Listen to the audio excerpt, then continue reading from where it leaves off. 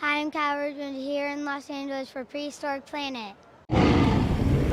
This is Prehistoric Planet. And I'm 7. 7, okay. I love watching Prehistoric Planet. Oh, good. Yeah. And how do you know a T-Rex could swim? How do I know a T-Rex could swim? That's an excellent question. I asked the same question because I've never seen, in all my dinosaur books growing up or going to museums, I never saw a T-Rex in the water and they seem really big. And I asked, there's a guy named Darren Nash, that guy Nash over there. He's the expert. You want to come over here? He's the expert in dinosaurs. The question was, how do we know that a T-Rex could swim? And so let me see if I get it right, because he's been teaching me, and then you jump in and fill it in. First of all, their bones are very light, hollow, like birds, almost like birds. So far, so that's good? good. Okay, good.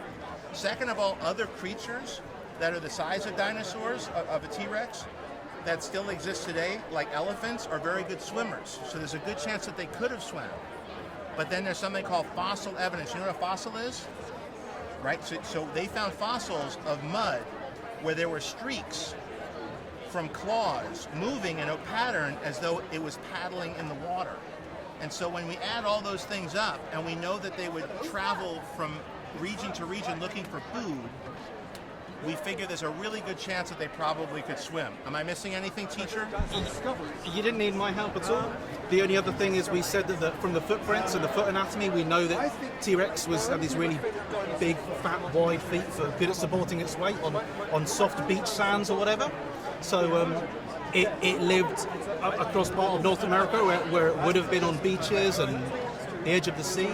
So we added all those things together, and so we took a guess. So we don't know for sure, but the latest science that we found had led us to believe that there was a really good chance that T-Rexes could swim. Because of my mom, I've seen Jungle Book and Lion King. Oh, good. And Is that you? Thanks, Mom. and which animal would you rather be with? Simba, a T-Rex, or Blue? Oh, that's a great question. T-Rexes, although I like watching them, they probably wouldn't be too friendly with me unless they were hungry.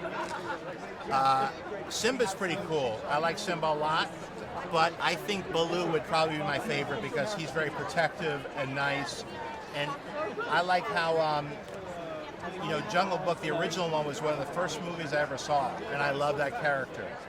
And I like the idea of a big buddy that looks out for you and teaches you things. So I think I would like Baloo the most. Thank you. You're welcome. Pleasure talking to you. We've been watching Prehistoric Planet every night. Have you?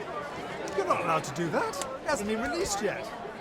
No, you are fine. Don't worry. What did you think of it? Did you like it? Yes. What's your favourite? The coats. Which one? The coats. Coast. It's my favourite too. Do you like the swimming T-Rex? Is that what you like? Yes. Yeah, it's great, isn't it? Such a surprising story, isn't it? What was it like making it? It wasn't like make it. It was the most fun I've ever had making a wildlife series. I've done this for 35 years, since I was not much bigger than you, well, and it's such an adventure. It's a passion project. I've always wanted to take people back in time to see when the most amazing wildlife of all time, which was when the dinosaurs were there. And it's been impossible to do it because we haven't had the ability, the technology, we haven't had the way to do it. Now we have, and so that's what we've done, and that's what you've been watching. So I'm glad you like it. I think it's one of the best things I've ever made. I've made a lot of programs. So. I love watching the series of Prehistoric Planet. What's your favourite dinosaur? A T-Rex and a raptor. Oh, cool, yeah. Well, you see, our velociraptors in Prehistoric Planet, we're showing them a little bit different. People have never seen them looking like this before because they weren't really massive. They were actually quite small, like the size of a big domestic turkey, and they're covered in feathers, but they still had the really big claw, so they'd be like a really vicious turkey.